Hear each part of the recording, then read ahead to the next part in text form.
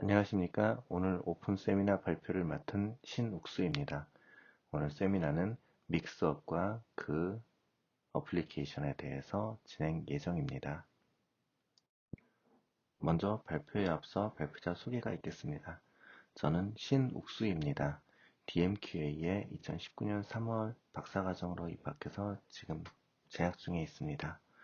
제 연구 분야는 이미지 클래시피케이션을 포함한 머신러닝 알고리즘, 그리고 컴플렉시티 어널리시스, 그리고 스케줄링, 얼로케이션 알고리즘이 있습니다. 그 외에도 클라우드나 블록체인 등에 관심을 가지고 있습니다. 연락처는 아래 이메일로 있으니 언제든 편하게 연락 주실 수 있습니다. 오늘의 목차입니다. 오늘은 믹스업에 대한 개요, 원리, 그리고 효과, 그리고 현재 진행 중인 연구를 간략히 소개할 예정입니다. 금일 세미나는 논문 소개 위주로 진행하겠습니다. 금일 소개드릴 논문은 믹스업, Beyond Empirical Risk Minimization입니다. 이 논문은 2018년에 ICLR에 게재가 되었으며 현재 1567회 정도 인용된 논문입니다. 이 논문의 제목과 앱스트랙트에 많은 내용이 나온다는 것을 논문을 읽으면서 깨달았습니다. 저도 논문을 쓸 때 정말 신경을 많이 써야 한다는 것을 제가 하나하나 해석을 하며 알려드리도록 하겠습니다. 첫째로, 논문의 제목이 나온 Empirical Risk Minimization 이란 뜻이 무엇일까요? 이것은 98년에 Statistical Learning Theory라는 교재에 나온 단어입니다. 이 단어의 해석 여부가 전체를 읽는데 큰 영향을 미쳤습니다. 임페리컬은 경험적이란 뜻인데요. 여기서는 사실 한정된 데이터를 사용한다는 것을 의미합니다. 리스크는 머신러닝을 하는 입장에서 보면 코스트와 같은 뜻입니다. 합쳐보면 경험적, 그러니 한정된 데이터를 사용하여 머신러닝을 하는 데 쓰이는 코스트를 의미하는 것입니다. 슈퍼바이즈 러닝에서는 인풋 X를 아웃풋 Y로 매핑하는 모델 F를 잘 학습하여 찾는 것이 목표입니다. 첫 번째 줄을 보시면요. 리스크를 정의하도록 하겠습니다. 리스크는 E니까 기대값이겠네요. 로스의 기대값입니다. fx와 y의 로스의 기대값. 즉, f라는 함수를 어느 정도 잘 찾았을 때 y값과 실제 y값과 차이가 나는 만큼의 기대값을 의미합니다. 이것은 실제 공간에서 보면은 p라는 x와 y의 집합이 있는 그 공간에서는 로스 값을 전체를 적분을 한 것과 동일하다고 표기를 할 수 있습니다. 다음으로 리스크 미니마이제이션이란 이런 방금 정의한 함수 f에 따라 변하는 리스크를 최소로 만드는 함수를 찾아내는 것이죠. 그래서 그 리스크를 최소값으로 만드는 것을 의미합니다. 세 번째로, 임피리컬 리스크란 무엇일까요? 사실 위에 리스크나 리스크 미니마이제이션에서는 XY가 있는 공간이 PXY, 사실 전체 공간입니다. 하지만 우리는 아직 전체 공간을 알지는 못합니다. 그래서 전체 공간을 알지 못하고 우리는 XY의 일부 샘플만 가지고 있는 것이죠. 그것을 PXY가 아니라 P델타 XY라고 정의를 합니다. 그러면 임페리컬 리스크라는 건 경험적 리스크라고 말씀드렸습니다. 그래서 우리가 가지고 있는 데이터에 의한 리스크입니다. 그래서 R 델타의 F 값은 아까와 마찬가지인 적분으로 표시된 것이 있지만 가장 오른쪽 식을 보면은 한정적인 파이나이트한 개수를 가지고 있기 때문에 각자의 fxi와 yi의 로스 값의 전체 평균을 구하는 것으로도 대체가 될 수 있습니다. 자, 이제 마지막 줄입니다. 그래서 Empirical Risk Minimization이란 방금 정의한 Empirical Risk를 가장 최소로 하는 함수 F를 찾는 것이죠. 결국은 주어진 한정된 훈련 데이터의 분포를 따르는 손실함수의 기대값을 최소화하는 과정, 최소화하는 값을 찾는 F값, 그것을 Empirical Risk Minimization이라고 부릅니다. 쉽게 트레이닝용 데이터셋을 가지고 학습을 통해 파라미터를 찾는 과정이네요. 이제 다시 돌아가 볼까요? 믹스업이란 방법은 기존 학습 과정에서 얻을 수 있는 결과물에 무언가 퀀텀 점프를 하게 된다는 의미로 읽히네요. 이제는 모두 이해됐습니다. 그러면 전체적으로 어떤 방법으로 의미하는 것일까요? 세 번째 줄 in essence로 시작하는 문장만 잘 해석하면 됩니다. example과 라벨상의 컨벡스 컨비네이션을 기반으로 뉴럴 네트워크를 학습하는 것이네요.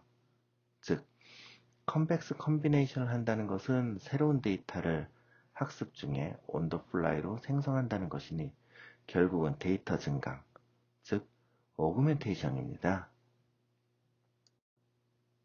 믹스업은 데이터 증강을 통해 기존 데이터셋으로 수행하는 머신러닝 학습의 결과물을 훨씬 뛰어넘는 방법론을 제시하는 논문인 것이었습니다. 이 논문에서 말하는 오그멘테이션이란 게 무엇일까요? 일반적으로 이미지 오그멘테이션을 찾아보면 다음과 같은 그림이 나옵니다. 하나의 고양이 사진을 가지고 자르고, 대칭, 회전, 확대, 색상 변경 등 다양한 방법을 통해 데이터를 재생산합니다. 그래서 트레이닝 데이터를 늘려가는 것이죠. 하지만 이게 논문에서 원하는 바였을까요? 앞서 얘기했듯이 무언가 쌍을 이루고 있는 것을 컨벡스 컨비네이션을 하니까 무언가 다를 것입니다.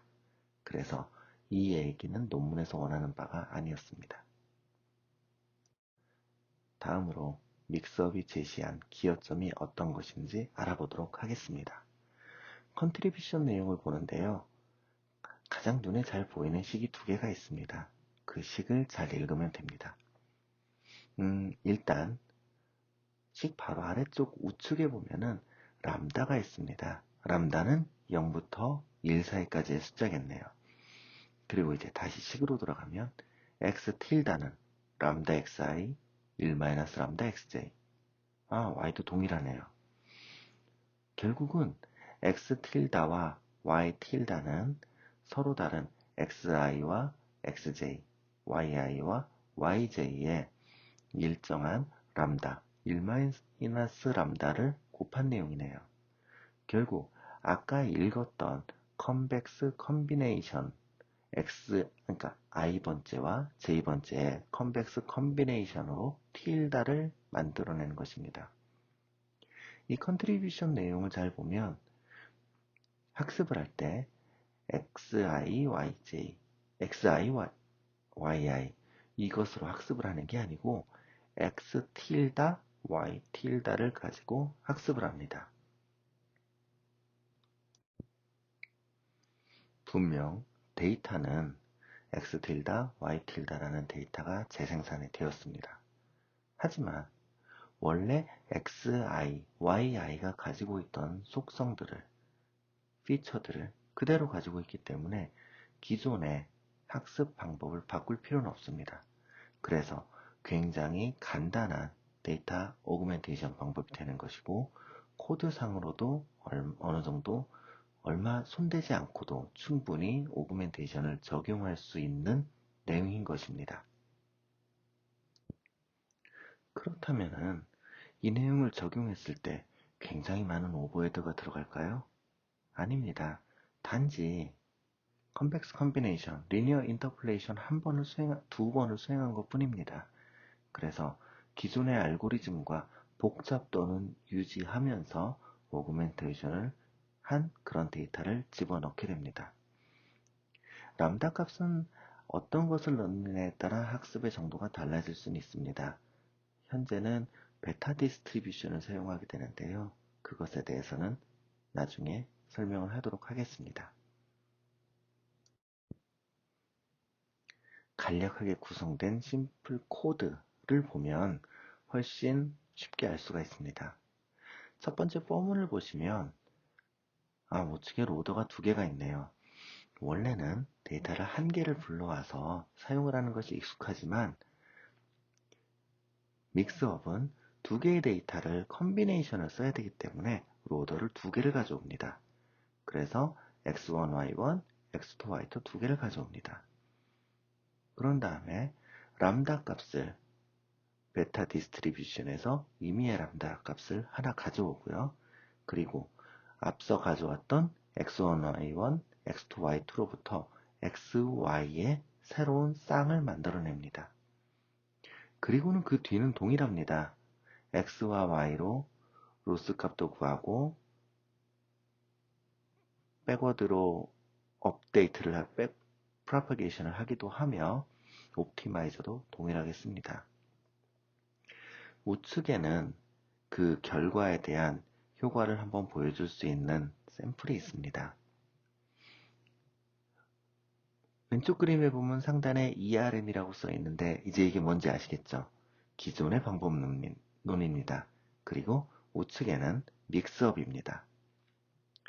색상을 잘 보시면 그린이 클래스 0, 오렌지가 클래스 1입니다. 그렇다면 ERM에서는 오렌지가 가운데 있고 그린이 바깥쪽에 있네요. 그러니 클래스 1이 안쪽에 있다고 볼 수 있습니다. 그리고 블루 컬러가 이제 우리가 Y값이 1인, 즉 오렌지 색깔인 것을 나타낼 수 있는 그런 영역인데요. ERM은 굉장히 그 영역이 오렌지보다 크고 진하게 되어 있는 반면 믹스업은 원래 오렌지 안쪽으로 굉장히 모여있는 것을 볼 수가 있습니다.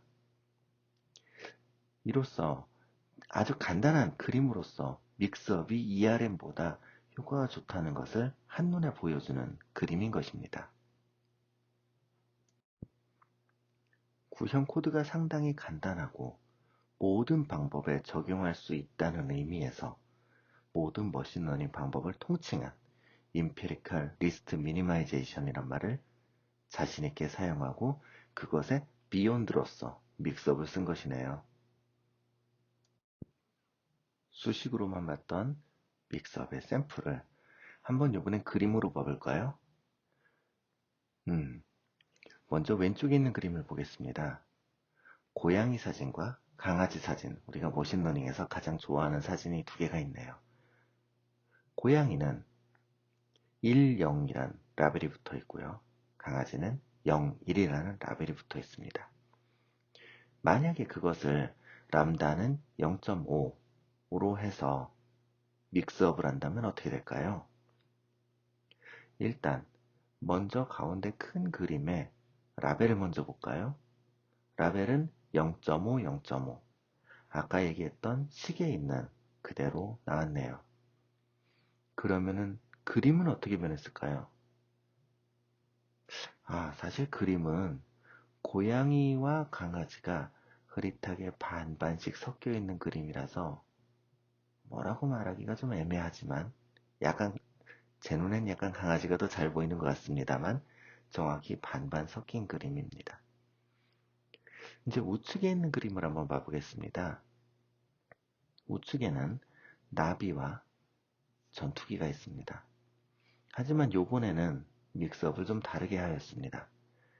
전투기의 가중치를 0.89, 나비의 가중치를 0.11 두 개를 믹스업을 했더니 이제 가장 우측 상단에 있는 그림처럼 믹스업이 되었는데요. 지금 보면 나비의 가중치는 0.11이니 굉장히 흐리게 나왔고요. 전투기는 굉장히 진하게 나온 편입니다. 그래서 믹스업에다 가중치가 변함에 따라서 어떤 것이 더 돋보이고 어떤 것이 더 잘 안 보이는 그런 효과를 가져오게 되고, 사실상 우리가 라벨 자체도 그 가중치를 그대로 따라가기 때문에 학습할 때 만약에 오른쪽에 있는 그림을 학습을 한다고 하면 전투기라고 분류가 될 가능성이 훨씬 높겠네요. 논문에서 사용했던 람다 디스트리뷰션이 어떻게 생겼는지 한번 보겠습니다. 베타 디스트리뷰션을 썼기 때문에 파라미터로는 알파 값이 주어집니다. 논문에서는 알파가 0.1부터 0.4까지 가장 좋은 성능을 낸다고 되어 있습니다. 알파 값이 작아지면 람다가 0 또는 1 한쪽으로 치우치기 때문에 믹스업의 효과가 적어지고요. 알파가 커지면 점차 균등하게 나오면서 믹스업이 정확히는 어느 한쪽으로도 가지 않는 약간은 언더피팅된 효과가 나타난다고 합니다. 그래서 보통 베스트 리절트를 하나를 꼽으라고 하면 알파가 0.2일 때를 꼽는데요. 그 0.2일 때에 베타 디스트리뷰션의 분포를 시각화를 해보면 그림처럼 나옵니다. 그림을 보면 0과 1에는 굉장히 좀 비중이 크게 나오고 나머지가 좀 비중이 작게 나오네요. 그러니 알파 값이 0.2일 때는 약간은 한쪽이 훨씬 더 진하고 한쪽은 흐린 그런 믹스업 이미지로 학습을 하게 됩니다. 좀 전에 기억하시나요? 전투기와 나비.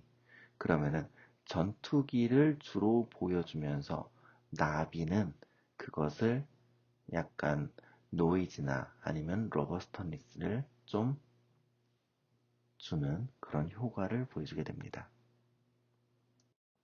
이번에는 람다의 변화에 따른 믹스업 효과가 어떻게 나타나는지 순차적으로 한번 봐볼까요? 아래에 있는 이미지들은 웨이퍼 빈맵이라는 이미지입니다. 웨이퍼 빈맵은 반도체 만드는 공정에서 웨이퍼, 즉 이렇게 동그랗게 생긴 것이 웨이퍼입니다. 웨이퍼 안에 웨이퍼를 만들었을 때 거기에 어떤 오류가 있는지 없는지를 표시한 지도 같은 것입니다. 제일 왼쪽 그림 두 개를 한번 보겠습니다. 람다가 0일 때와 람다가 1일 때. 사실상 위에 식을 보면은 람다가 0나 1일 때는 x1, x2 둘 중에 하나만 표시하게 되어 있습니다. 결국은 원래 오그멘트 되지 않은 원본이란 뜻입니다.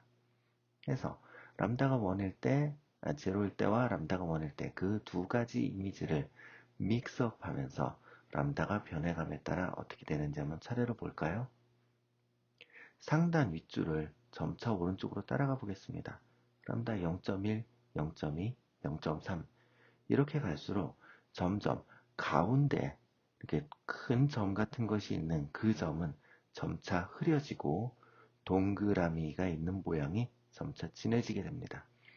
그래서 결국은 한 바퀴를 돌아서 0.5, 0.6을 지나서 아래쪽으로 끝까지 와서 람다가 1까지 오게 되면은 점처럼 생긴 부분은 아예 사라지고 동그라미가 서서히 드러나게 되는 것입니다. 제가 이 그림을 보여드린 이유는 아까 이미지에서는 개, 고양이 섞인 것이 좀 애매하다고 말씀을 드렸었잖아요. 하지만 우리가 웨이퍼 빈맵 같은 이런 모양들은 패턴을 보는 것이기 때문에 사실 일반 사진보다 믹스업을 했을 때 덜 애매하고 그리고 믹스업을 했을 때도 의미가 있는 그런 내용으로 우리 눈에 보여지게 됩니다. 논문에서 말하는 적용 사례를 보겠습니다. 이미지 클래시피케이션에 적용한 사례입니다.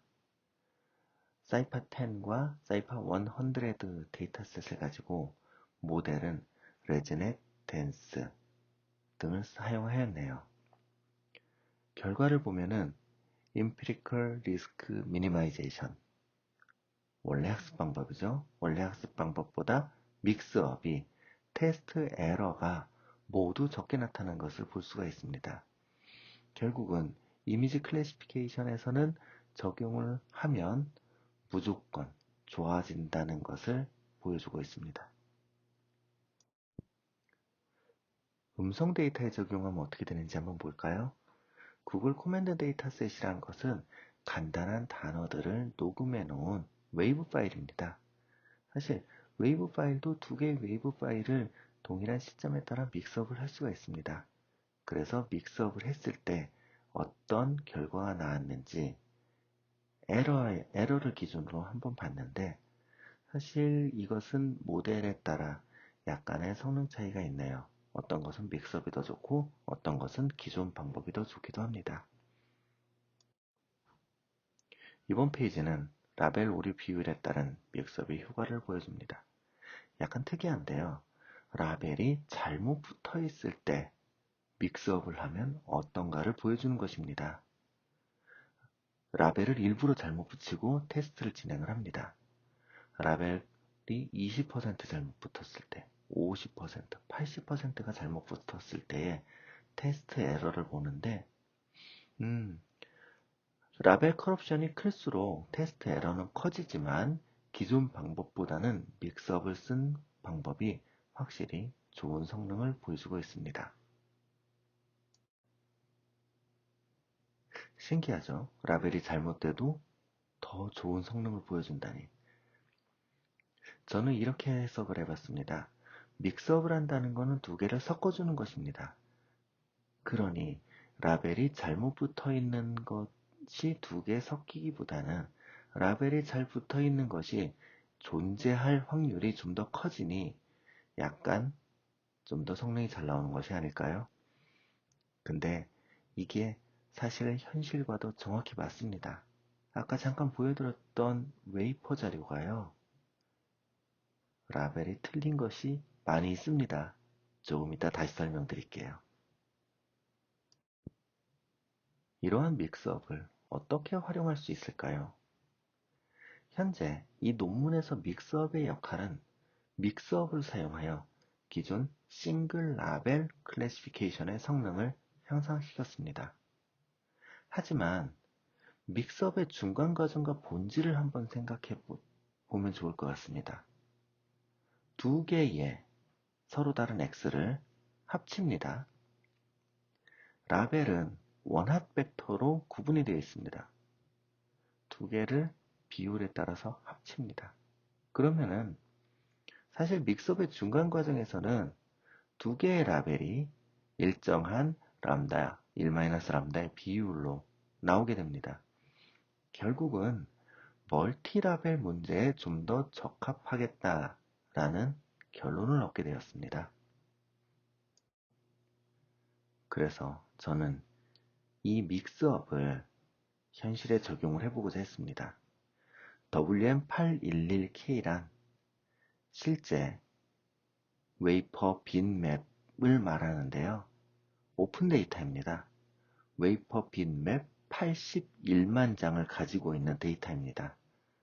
거기에는 라벨이 붙은 데이터가 17만 장이나 있습니다. 실제로 현실에서는 라벨이 붙은 그런 웨이퍼 빈맵을 가지기가 힘듭니다. 그래서 이 데이터는 굉장히 연구할 때 소중하게 사용되는 데이터입니다. 그 데이터의 성질을 보면 좌측 그림에서 볼 수 있듯이 싱글 타입 디펙트 패턴 9개가 정의가 되어 있습니다. 센터, 도넛. 아까 센터하고 도넛 두 가지 모양은 봤던 것 같습니다. 제가 이미지를 합성할 때요. 그리고 엣지락 같은 경우는 가장자리에 어떤 로케이션에 그 디펙트 패턴이 있다는 것이고, 그리고 링 등이 있습니다. WM811K 데이터에는 이런 내용들이 들어있습니다. 근데 실생활에서는 어떨까요? 실생활에서는 싱글 타입 디펙트 패턴이 사실 그리 많이 보이지는 않을 것으로 생각을 하고 있습니다. 이것이 많이 보인다는 것은 반도체를 만드는데 문제가 많이 있다는 것이니까요. 근데 싱글 타입 디펙트 패턴만 있을까요? 아닐 것입니다. 믹스드 타입 디펙트 패턴도 분명히 존재할 것입니다. 물론 수는 훨씬 더 소수가 되겠죠. 그럼 우리는 믹스드 타입 디펙트 패턴을 검출하는 방법을 어떻게 만들 수 있을까요? 보통 많은 사람들이 이것을 검출하는 방법을 만들기 위해서 실제 이 데이터를 가상으로 만들어서 학습을 시키는 것을 많이 합니다. 왜냐하면 이것은 실 데이터를 가지기가 힘들거든요. 이번에는 진행 중인 연구를 소개해 드리겠습니다. 위에 나와 있는 믹스업 활용 시 복합 결함 데이터 분류 정확도 향상. 이것은 제가 작년 11월에 대한산업공학회에서 발표를 했던 내용입니다. 이미지 분류를 하는 데 있어서 믹서 기법을 활용하면 단순히 일반 Empirical Risk Minimization, 일반 머신러닝 방법을 가지고 학습한 것보다 성능이 좋아진다는 것인데요. 사실은 성능이 좋아지는 구간은 단순 패턴, 아까처럼 오류가 한 개만 있는 패턴에서는 좋아지기가 쉽지 않습니다. 그건 원래 성능이 좋기도 하고요. 하지만 우리가 데이터가 없어서 학습을 하지 못했던 복합 패턴 분류에서는 성능이 대폭 향상하는 것을 볼 수가 있었습니다. 대한산업공학회에서는 제가 발표할 때 단순한 몇 가지 실험만 가지고 발표를 했었는데요. 지금은 이 믹스업의 방법을 좀 더 다양하게 해가면서 정확도를 더 향상시키고 테스트 케이스도 늘려가며 연구를 진행하고 있습니다. 조만간 논문으로 찾아뵙겠습니다. 오늘의 발표는 여기까지로 마치겠습니다. 감사합니다.